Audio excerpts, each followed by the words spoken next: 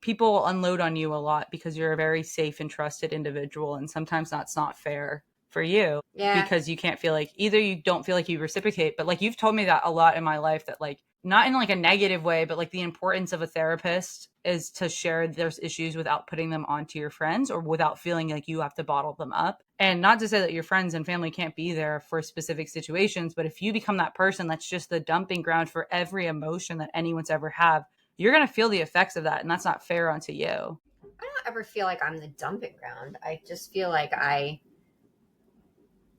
do a lot Well, you with. take on a lot. Well, I do. I mean, there's a lot to do. Again, you don't sign up for 6 kids and think that it's going to be an easy task. No, but you also don't have to sign up for 6 kids and then give away parts of yourself. Have you ever noticed how your confidence shifts depending on what you're focusing on? Like whether you're paying attention to what's going right or everything that's going wrong.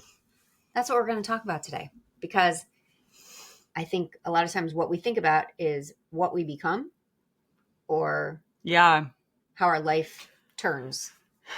Yeah. I feel like what we were talking about before the show is that I think I have lucky girl syndrome because Like, what is lucky girl syndrome? Because I I think don't I know. want it. Well, when I think about to like every major problem in my life thus far, and I guess maybe that's not true, but the ones that felt like make or break for me in term like in the scheme of things, they kind of just they don't plague me anymore. I guess I don't want to say resolve themselves because that's definitely not true, but they don't plague me anymore.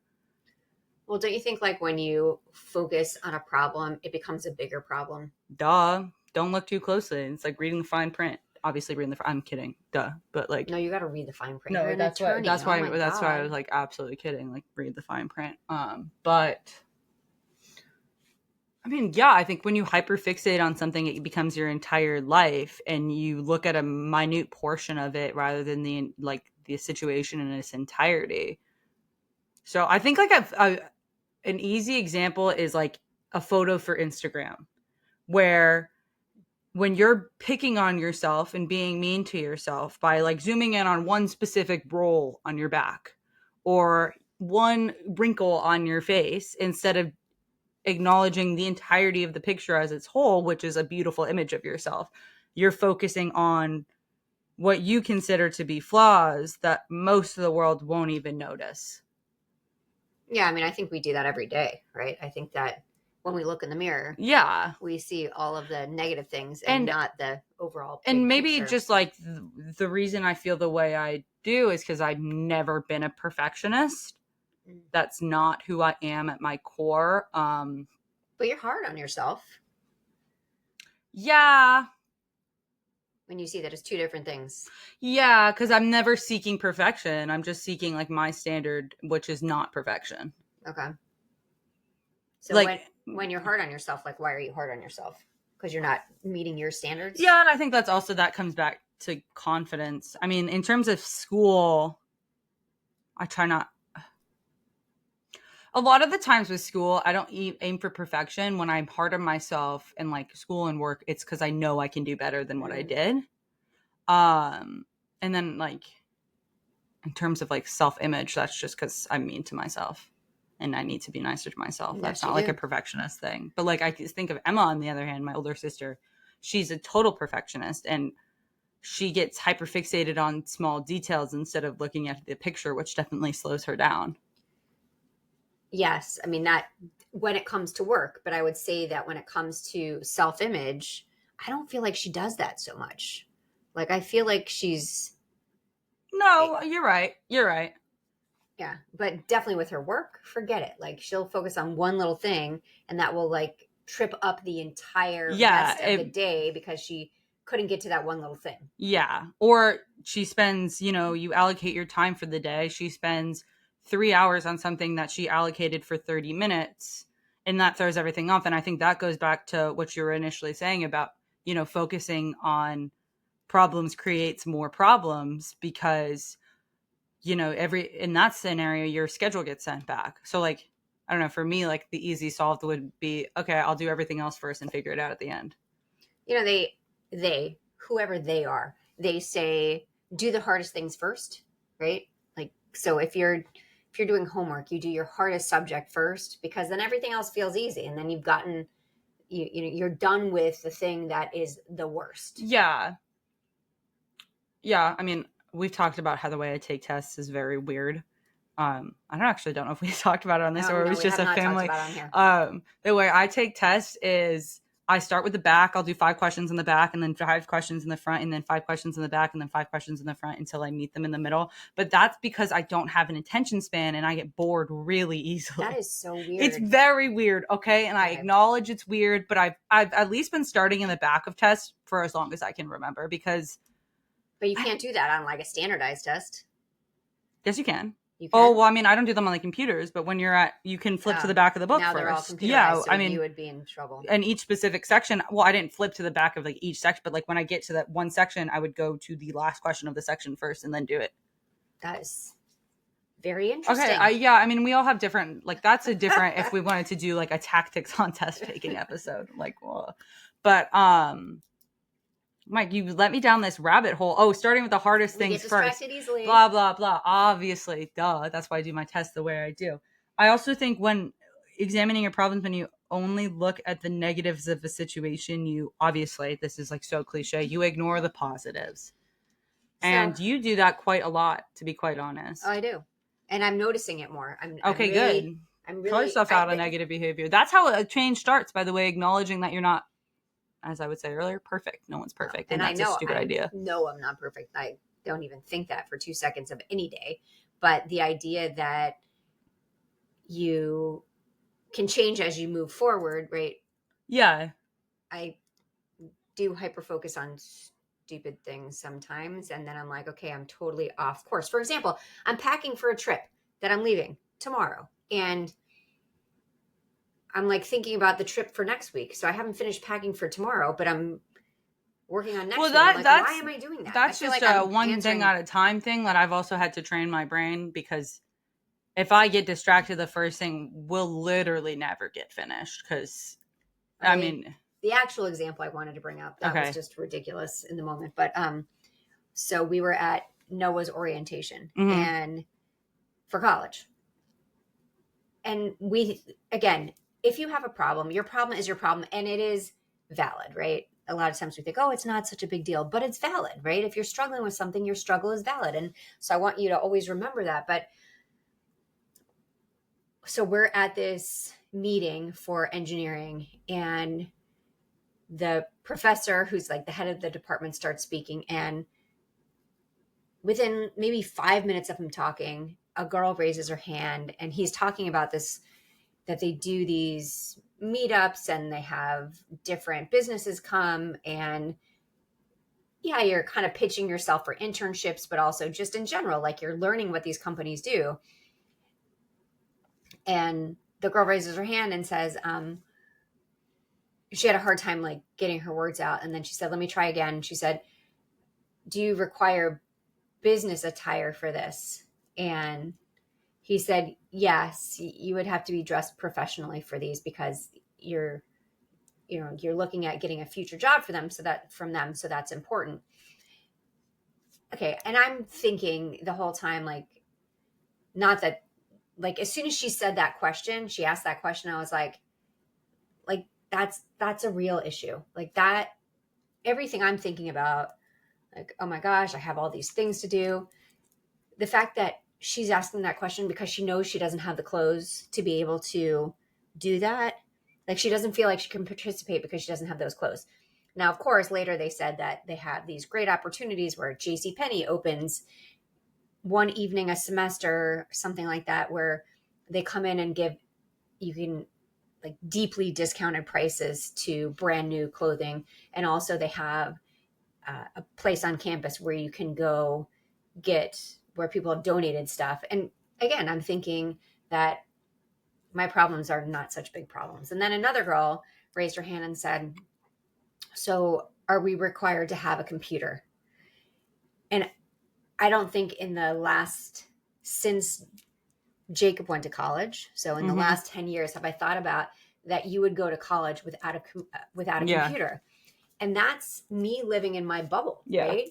So there are much bigger problems out there than the little things that I create in my head that become problems that I think are big deal, and they're really not a big deal, right? I mean, those are real problems. I think also, like, to not to call you out, Mom, you tend to get agitated about an issue before looking if it's easily solvable. Yeah, I agree. Yeah.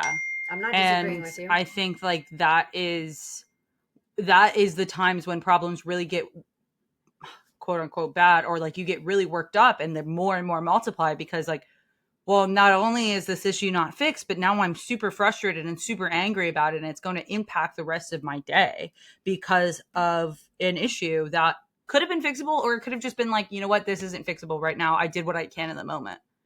And that is the most stupid. I hate this saying. It's like, why stress about the things you can control, because go and fix them, and you can't stress about the things you can't control because you can't control them. I absolutely hate that saying to the I don't hate max. it. However, Don't hate it. it's like, well, why I hate it? Because it's true. Oh, Like, I hate it because it's true, because we always want to stress about things.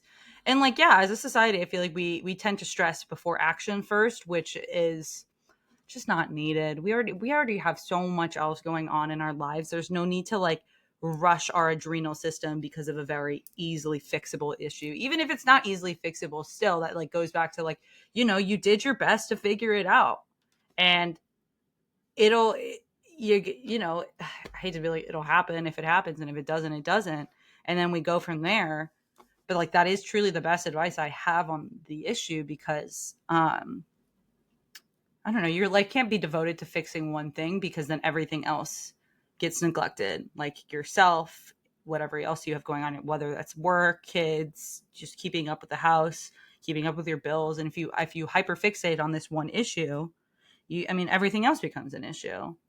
Yeah, I'll say two things to it. One is the idea that you should only stress about the things that you can control. I love saying that because you really can't control much, right? Yeah. You can control how you respond to things. Yeah. The problem is I don't always practice that, and I get really frustrated in the moment. For example, we're driving home from orientation, and my GPS won't work, and I'm like, I have become so reliant on GPS that I don't even know I know I need to go west, right? I have no idea which road goes west. Yeah, I couldn't tell you that. Right. So, but I was so frustrated in the moment. I'm like, why am I still like, pull over for a second, take a breath, find where you're going, and then move forward. But I definitely am one who does exact opposites sometimes. Yeah. Where I just like go forward and I'm like, I don't know what I'm doing. And yeah. And I think like, obviously it's an easier said than done situation, but I think it goes back to just like, you got to figure it out so your life doesn't suck. And you got to make a roadmap for when you enter these things, so you're not stuck, where the hell am I on the highway? But a lot of the times it is just as easy as pulling over and being like, okay, let me refresh real quick, let me take a pause. It's the power of the pause. I mean, I think that is such an important piece that we need to remind ourselves of more often. I feel like they tell parents that all the time, like when your kid does something, like go clear your head and then discipline them, so you don't like immediately yell at them in the moment about the situation, especially when you're like, they're just kids in the end of the day, like they're gonna break some glass. And a lot of things. Yeah, it's gonna be a lot of glass. It's not just gonna be a couple of glasses. It's gonna be like, whoa, that was a lot. But still, like,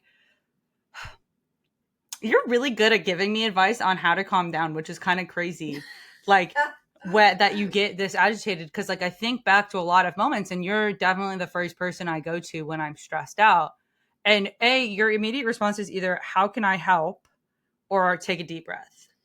But I also feel like I've made myself more stressed over the last few years. Yeah, no, I'm not disagreeing with that. I feel like, and we talked about this in the anxiety episode, that I feel like I put this ridiculous, I can't even say the word, ridiculous pressure on myself to achieve things that, why am I doing this, right? Just be happy, enjoy what I'm doing, because I do enjoy what I do.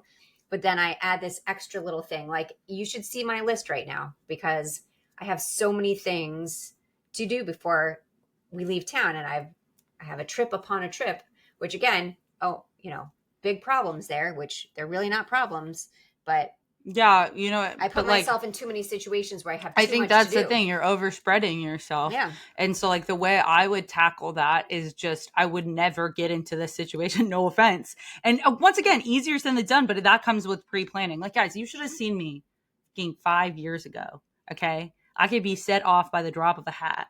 I don't know. Maybe it was I got a concussion. Maybe it was the Lexapro. It was probably the Lexapro. Um, but I just feel like I chilled out and because I organized myself more. But that doesn't say like if I have something unexpected happen, oh my God, my entire day's thrown off. But like for your example, like back to back vacations, I would just have never booked it like that. I would have just been like, sorry guys, I can't because I have this the next But week. I didn't have a choice because it's a meeting. Like I have to be there for it. And then, Yo, the anyways, only things you whatever. have to do are I you have know. to live and you have to die. Everything else is optional. Thank you for that advice. No, but okay. So yes, have to and want to. But the problem is that there's two. Here's the problem. It doesn't matter what day we're on in the week. Something unexpected happens that throws off my entire schedule. And then I don't truly recover Okay, from but it. But it's true of how everyone. okay, like why don't you recover? How big are these unexpected deals? Like give me an Well, example. for example, just the thing with Ari's tire, right? And it doesn't seem like a big deal, but it took me 2 hours to figure out where he could get a tire. And it's like he should be doing it, That's what I was right? about to say. Have you I ever take thought on everyone about else's work. delegation? Yeah, I Because, like, if delegate, but you were sometimes you guys talking suck to at it. corporate leaders that were this overwhelmed, you know what you would say? Get an assistant. Yes. Delegate your tasks more. Your team is capable of doing that. And you know what? Some of them are. Some I of know. them. I know some of them. But like there's a lot of things that, especially like for example, when it comes to getting Noah ready to go off to college, right? If I give him very specific tasks, he can do it. Mm-hmm. But it takes a little more. Again, with Noah being on the autism spectrum, he doesn't see the big picture of things and says, oh yeah, I've got to get all this done. He sees oh, my assignment's due tomorrow morning at 8 a.m. I better get that done. Versus now there's 16 things to do. But so, it's, I think like that, you're just taking on too much pressure there. And I know that you want your kid to succeed, but guess what? Your kid has to fail before they want to succeed. well, they have failed many times. You know that. Yeah, I know. So it's just helping push forward. Yeah. But it's just, well, no one needs to face repercussions from consequences. What? Or I guess he something bad, or he just, he needs to face consequences, I guess. And it's hard when you're in like, because I would say like growing up, you are in this bubble of like, I go to school and I go to home and there aren't really like, you got this safety net. And not to say that I still don't have that safety net. Obviously I do. But I think this is the time in your life, especially when you're a college student, because you have that safety net that's still there, but you still face actual consequences. They're nothing like, God willing for him, like prison or anything that's going to permanently ruin your life. But there is like, the risk of having to withdraw from a class because you just didn't do any work for it. Or, facing a penalty from the school that's like, a minor, like you have to pay money and you have to do like a program or something like that because of a residential hall infraction or something like that. So I don't know. That's why I think college is like kind of this like life forming. I agree. And But I think it will be for him. yeah. It's just getting to the point of getting But him there is a different story. I think you spread yourself too thin. Mm-hmm. I know I do. Okay, well, how are you going to fix that? Or are you not going to fix that? Because it seems like something you have to fix. Well, the problem is everybody's so used to me doing everything for them that. Do you know how many women out here would say the same thing? I know. And I have no problem saying no, but like when I say no to you, you'd be like, what? And so I feel like that's across the board that every single one. And I do say, like today, Ari said, I need to get some new pants. Will you come with me? And I said, I can't. No. I said, I'm so busy. And so I said, you can send me pictures from there, and he did. And I was like, they look great. Good job. Right. But I think that I've been the yes girl for so long. Yeah. And I mean, yes how many women out there resonate with that? Not even just in their family lives, but just like work life, social life. You can't say yes to everything. You can't. And that doesn't make you selfish. You're learning this now. I don't say yes to, I say yes very rarely. I don't say no a lot. I say, we'll see. Perhaps I'm busy that day. I can't do it. But like, yes, I got a lot going on my plate, okay? Okay, so I don't say yes to a lot of things now outside of the household, other than things that I want to do for work and volunteer things that I actually want to do, like that. Yeah. That has changed, but I still say yes You to can everything set within up the family. barriers within your family, though. Who's saying that you're not allowed to do that? Nobody. I just have to get over myself. Well, you don't have to get over yourself, and you think your kids need to like understand boundaries. I say this as your kid, understand boundaries a little bit more. But like to As everyone she brings her listening, laundry down today and says, I "Oh, said I'm I'm sorry. sorry," I said I'm sorry. And if you said I'm not going to do it, I would say, okay, yeah, I'll totally do it. However, but since there getting is this home, guilt associated with it, why? right? It's Like, just laundry. It takes me 5 seconds to do. I put it in. I throw a Tide Pod in. I freaking put it in the dryer, then I but fold it. but you didn't do it. You just brought it down and you said, "I'm Oh, sorry." it's because the first time I brought it down 3 weeks ago when I came, or 4 weeks ago when I came home, I was like, oh, I'll do my laundry. She's like, no, I'm going to do it. I was like, okay, chill. I can do my own laundry. Okay. Perfectly capable. Like, But everybody does that. So they bring it down. And, and here's the problem. They'll put it in the washing machine and then maybe even transfer it to the dryer, and then it well, sits see, that's there. what she hates when you don't fold it right away after the Yeah, because then dryer. it's wrinkled. But that's okay. That's a different scenario. See, we're making problems into bigger problems. Yes, you could just tell like if Call your and kid, say your laundry's you done. say your laundry's done. I'm taking it out. It's wrinkled. That's your fault. Yeah, but Wear wrinkled clothes. yeah. You know, like But half the time they're not here when I take it out. So okay. then I feel obligated to fold it. Why? Well, just make them do their own laundries completely start to finish then, and then you wouldn't have this obligation. You give great advice. I'm just like you need to like delegate your tasks more. Okay. Starting today. Well, like a chore, she's chore cooking chart. dinner tonight, so that's good. Yeah. I mean, yeah. I also think like she cooked dinner last night too. It was really good. People unload on you a lot because you're a very safe and trusted individual, and sometimes that's not fair for you. Yeah. Because you can't feel like either you don't feel like you reciprocate, but like you've told me that a lot in my life that like not in like a negative way, but like the importance of a therapist is to share their issues without putting them onto your friends or without feeling like you have to bottle them up. And not to say that your friends and family can't be there for specific situations, but if you become that person that's just the dumping ground for every emotion that anyone's ever have, you're going to feel the effects of that. And that's not fair onto you. I don't ever feel like I'm the dumping ground. I just feel like I do a lot. Well, you take on a lot. Well, I do. I mean, there's a lot to do. Again, you don't sign up for 6 kids and think that it's going to be an easy task. No, but you also don't have to sign up for 6 kids and then give away parts of yourself. I'm going to think on that. Okay. Or at least you shouldn't have to. And I don't feel like I give away parts of myself because I feel like having the kids adds so much to my life. Sure, yeah. But I do feel like no matter what, it's super time consuming. As soon as I feel like I'm going to get another article written or finish editing my book, I think there's certain times where there's so many things at once. So right now, I took over the podcast. I'm doing all my blog posts. Yeah. I have my book in with the developmental editor, and that has to be done within the next 2 weeks. And I'm going to be gone for most of that time. So I've got to be doing it at night. Yeah. So there's just, I think like I'm at a place right now where there's so many things right on top of the other that's why I feel like I feel this way. So it's not always like this. And I have those points in my life where it's like, this is the worst week ever. Especially like when I'm in school and you have like everything that you normally have, plus just like, honestly, like 1 extra essay or like 2 extra tests you have to study for. It's like enough to blow you over your edge, to be quite honest, because like for me, my routine is so important. And when my routine gets thrown off, God, when I say things like this, I'm like, maybe I do have autism. If like my week can be ruined. But I think what always helps me get through that time is like, I can think I had a really stressful February and March. And what helps me get through that is like, I don't even remember how bad it was. Like the feeling of how bad, maybe that's like a stupid thing, but like, did I die? No. Was I fine? Absolutely. I was more than fine. I was absolutely more than fine. Everything worked out. And I think like, maybe that's where I have this like lucky girl mindset is like, when I put in the work the way the work needs to go and stressed about the things or handled the things I could control, didn't stress about the things I couldn't, things have worked out for me. And I obviously like not everyone can say the same. And that's why people keep stressing about the problems they can't control. But I do think there is something to be said about like, you have to take a step back at a certain point. Yeah.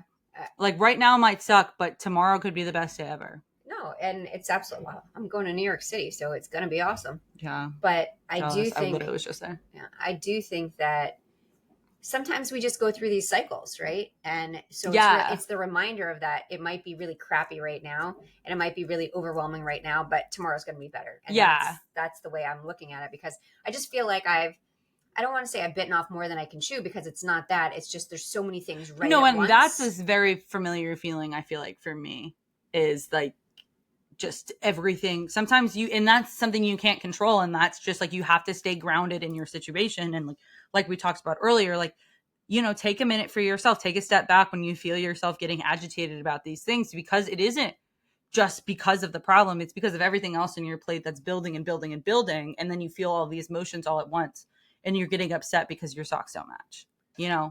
Like we have to remember that GPS isn't working. You take a step back, you take some time to breathe, and so what if you get home 10 minutes later than you expected?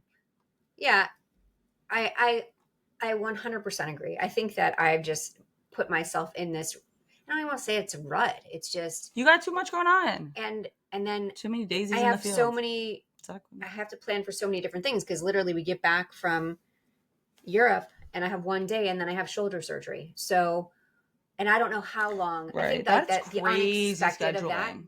But I need to get it done. Yeah, no, again, I know. That's my personality, right? Get it done. But I need to get it done so that I can and be ready for that is where we really differ. I do one thing a day. Okay. Like if I have to go to work that day, we're not going out to dinner. Like, no. Yeah, but you're going to cook dinner. That's different. Cooking dinner is like my hobby, and it's my distressor. So like that is not a distressor. That's where we also differ. It's like, I love to cook. It's like cutting vegetables in a kitchen. I could just do that all day. Okay, well, you're hired because. Yeah, but that I feel like that goes back to another thing, like finding that one thing at the end of the day that doesn't feel like a chore for you. So like, if for you listening, if you're like, yeah, it's not going to feel like a chore for me after work to go hang out with my friends. You're fantastic, and I wish I had that energy. I just don't. Yeah. And so like, I don't know, I feel like in the moments of really stressful times, I guess it's important to like remember the mundane things that make you happy and can calm you down and like reconnect you to who you are at your core. And also just like your angry moments and your sad moments, they don't define who you are, I guess, because I think I look back at a lot of situations where I had so much emotion, and I can see it from one perspective, which was like, wow, that wasn't needed. And then B, I'm almost like embarrassed by the way I felt in those situations, which I think I've said this before. I hate the emotion embarrassment. I think like all of it's stupid. The fact that we feel that way, the fact that other people make us feel this way, like we're all just humans. I like hate that that's programmed into our system to feel embarrassment. Yeah. But that's like another thing. You just have to let yourself feel, and not every time it's going to be perfect. But you have to like honestly look back and be like, "Ooh, I shouldn't have reacted that way." But like, how am I going to do it moving forward? Yeah.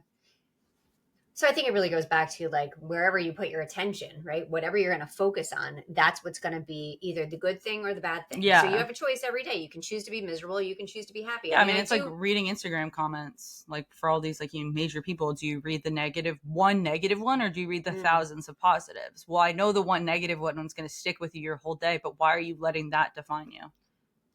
Because we're human. Yeah. Right? That's our defense mechanism. So then you just don't read those ones. Yeah. And like, I actually, after I wrote the book, at first I was reading all the reviews, and then I was like, stop.